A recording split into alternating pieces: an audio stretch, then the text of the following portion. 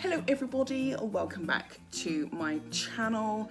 I know it's been forever. I will give you guys an update as to what's been going on. Like, a lot has been going on. It's been weird and intense. Just really weird. Anyway, in this particular video, I was actually going to sit and talk to you guys about some of the books by David Foster Wallace that I've read and that I really liked, and then briefly talk about various aspects of those particular books, try and get your juices flowing if you are interested in David Foster Wallace. But what ended up happening was just a really long video of just me blabbing about books by David Foster Wallace. I didn't even manage to get onto the academic books that I have. I didn't even get to go into detail about the podcast that I absolutely love and adore, which is The Great Concavity. So enjoy the book list, guys. Enjoy it. Yes, just enjoy it. Sorry if it took so long. But just a quickie note, if you are interested in David Foster Wallace and you would like to learn a little bit more about his works and have more discussions about his work, please do check out the podcast, The Great Concavity. They're absolutely fabulous. And that will also that podcast will also give you a bit more information on the David Foster Wallace Society as well. I think their new membership is coming up. I'm not quite sure. But they've got a journal out at the moment, a volume 1 journal that's out at the moment, and they're getting ready to get volume 2 out. So if you are interested, like I said, please check both of them out. I'll put the links to their websites and things down below. I think that's everything. So let's get on with the really weird intro that I'm trying out and just go straight into the book list. I don't know what that was.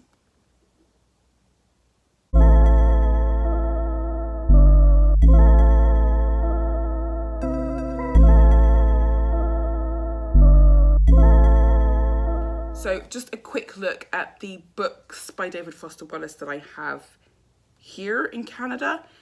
Like I said, I've got other books that I've had to have left in the UK, which kind of, I didn't think it was going to bother me as much as it did, but it really bothers me. So I've had to go out and buy other editions while I'm here. So I don't know why I told you that. I mean, it's kind of useless information, but whatever. Anyway, let me just show you the books that I have super quickly, and then I can go through the books that I've read, and hopefully that can give you a bit of insight into some of the books that I own. I guess that's basically what it's gonna be. That's basically what it's just gonna be.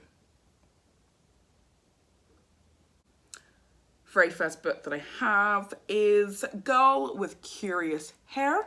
It's a collection of short stories by David Foster Wallace. This is actually the edition that I had in the UK, and I brought this one with me because I started rereading it and then I kind of stopped. So I don't know what happened, but I started rereading it and then I stopped.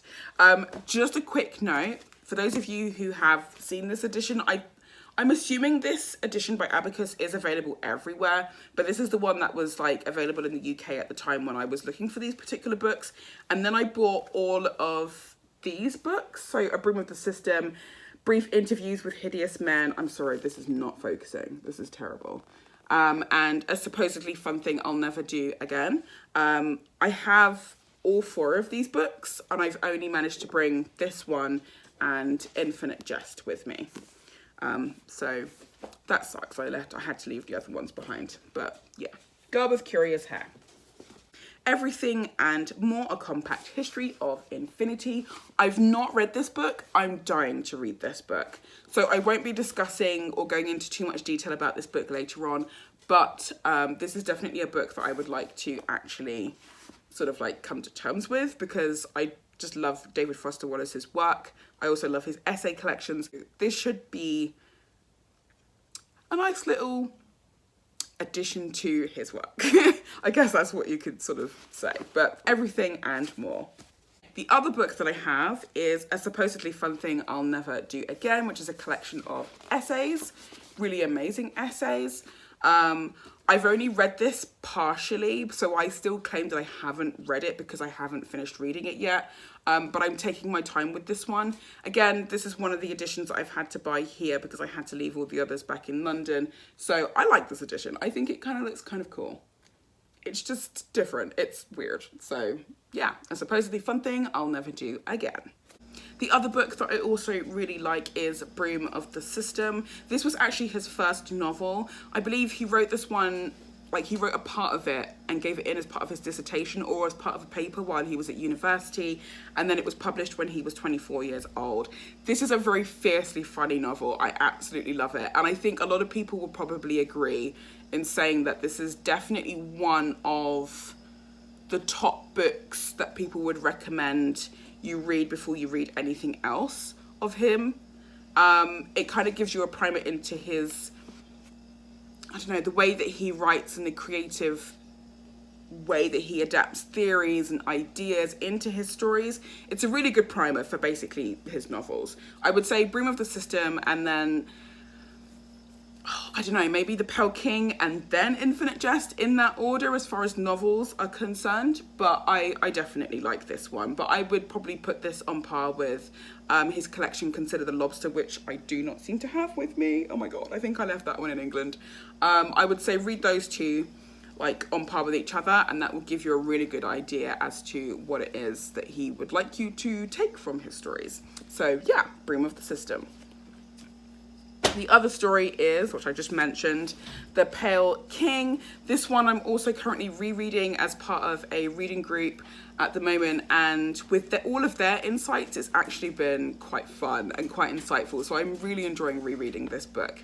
So yeah, this was actually his last novel. He didn't actually get to physically finish the novel, but he did leave a lot of notes and whatnot behind for his editor and his good friend who was able to sort of finish writing the book for him. And I think it's actually a pretty good book. It's pretty solid.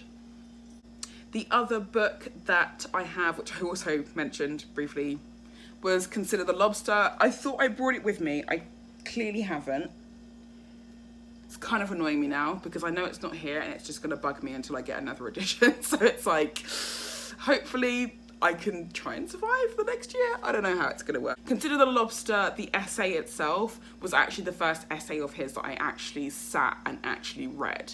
And I fell in love with his essay writing and the questions that he would put out for the reader. He would really make you kind of think about really mundane things in the most extraordinary ways. And I just thought, yeah, I like this. It's good, it's challenging, it's different. I definitely like that. So Consider the Lobster. The other book that I also have is Oblivion, another collection of short stories. I'm working my way through this very slowly. I've read part of it before, kind of a big chunk, but I'm rereading it again, and it's purely because I'm in the middle of rereading the Journal of David Foster Wallace Studies, Volume 1, and there's a really brilliant essay by, I want to say his name is Colton Sawyer. I've completely forgotten. And he wrote about like race and like ethnicity and David Foster Wallace's works basically, and he pulled one of the stories that he was using as a primary source in his paper from Oblivion. So that's why I'm rereading the whole thing again, including that one particular short story. So yeah, it's kind of nice to kind of revisit. The really cool thing about this one too is that this is an edition that I didn't own. It's also a book that I didn't own for the longest time, but I got this one for my birthday this year from my lovely fiance. He surprised me. It was really cute. And I was very furious about going through it. So I kind of rushed it the first time around, and this time around I'm actually forcing myself to take my time. So yeah, this is Oblivion. And last but not least, Infinite Jest, which is obviously his most seminal work. This, oh my God. Okay, listen. Let me just get real with you for a second, okay? I love this book. I think this book is absolutely fantastic. But the one thing I will definitely have to be honest about, I didn't know about the cult status that David Foster Wallace had, or the cult status around this book. when I got it. Like, I got it in like 2014 or some shit like that. It was cheap, it was there, it was on sale, it was a big chunky book. The person who sold it to me at the bookstore was like, it's a good book, check it out. I took it home and left it on the shelf for like 2 years because my TBR pile, while I like to keep my TBR pile quite small, this was just not one of the books that I was kind of drawn to for any particular reason. I didn't know anything about this book before I actually bought it. I didn't know anything about David Foster Wallace before I got around to actually reading this. So it just kind of, the importance of this book just didn't occur to me at all. Completely blindsided by it. This is the weird thing. I was completely obsessed. Well, not, okay, I wouldn't say obsessed because that's a bit weird. I was just really into Jonathan Franzen and Jeffrey Eugenides. Again, this was before I discovered Donna Tartt, okay? So I will go into a whole bunch of details about my whole Infinite Jest love and all the rest of it in another video because there's a lot that I can put into it. But basically, it was through reading the other authors that I then came across David Foster Wallace. And then I realised I already had a copy of this book at home because I'd completely forgotten. So I had to wait until like the end of the semester before I could then go back home, get this book, bring it back with me, and then start reading it. And at first I was completely kind of like, what? so I kind of reread, I'd say the first 60 pages like several times because I did not get it. And I don't know why. It just didn't occur to me to sit and Google and find out shit about this book. It just didn't occur to me. Didn't occur to me. And then eventually I started Googling because one of the students who was doing a combined degree at the time, he was doing creative writing and English. He saw me reading this book and was like, oh my God, David Foster Wallace. Oh my God, he's so amazing. So I was like, okay, so who is he? And then we had conversations about the book, David Foster Wallace and Consider the Lobster over the course of, I'd say, about 3 weeks via email and face-to-face whenever we were waiting for certain lectures and seminars to start. And that was basically what started my obsession. Pseudo-intellectual research into David Foster Wallace and Infinite Jest. And just because I liked Wallace's work, that's kind of what led me down the path of reading his other works at the same time. So I've come into the world of DFW purely as just someone who just loves reading books, and I just love doing pseudo-intellectual research, and it's just fun to me. It's just fun. I'm not anything like all the pretentious fans that he has and like there's all this stuff that's connected to him. None of that is anything to do with me. I'm the black girl who told my boyfriend to read this, okay? All right, now listen, don't judge me. I have tabs everywhere. I've made notes of all the tabs. I've put all kinds of stuff in this book. I will go into detail another time. Anyway, like I said, I convinced my boyfriend to read this book along with me. At the time, obviously, we were still in our long distance relationship, so he got his own copy for free because in Canada, they just put things on their lawn for free because they want to get rid of it, and then other people go by and just go, oh, it's a free table, and just take it. So he found a copy of Infinite Jest, and it was this edition. At the time, that's when my pseudo-intellectual research, #obsession, became sort of like, wow. Because when I saw it was this book, I was like, wow, that's so amazing. I'm so jealous of you. Oh my God, wait, we're together. That means I now own that book. Ah! And then the whole time, my boyfriend was just very quiet and deadpan and very patient with me and was like, okay. It's just a book.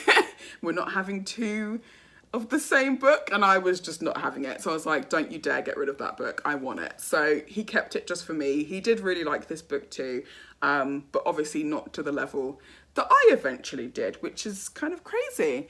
Again, don't judge me. The 20th anniversary edition. This is my most recent purchase. I found it purely by chance in Book City, at one of the Book Cities on the Danforth, and I was like, I already have 2 editions of this book. He's gonna hate me for bringing this one home. But I bought it anyway, and he didn't hate me. He just kind of judged me a little bit and was like, why? And I was like, why not? So yeah, I really like this book. And it's mostly because I've tabbed the hell out of this one.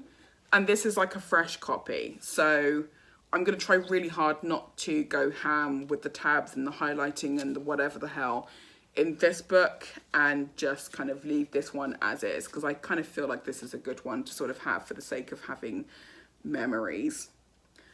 None of that makes sense, but whatever. So yeah, that's my David Foster Wallace collection so far. I'm pretty sure there's probably other books that I have in the UK that I just don't seem to remember right now. But yeah, thanks for watching anyway. That's just my collection. This is basically just like a part 1 of like a small literary Brat Pack thing that I hope to do sporadically throughout the course of 2020. The next video, I'm not sure what it's going to be about. It might just be on Infinite Jest, I'm not too sure. Or it might go straight on to Broom of the System, since I'm currently reading that one and it's still going to be fresh in my mind. And then at some point I will go straight into Jeffrey Eugenides, who I absolutely adore. Like, his work is amazing. It's amazing. He's got a great editor, by the way. That Eugenides, yes. He doesn't like to publish. So his editor will fight him to the death to get the manuscripts out of his possession, which is great. So yeah. I'll talk more about that in another video. But anyway, thanks for watching. Have a great day or night wherever you are. I'm going to bed. Ciao.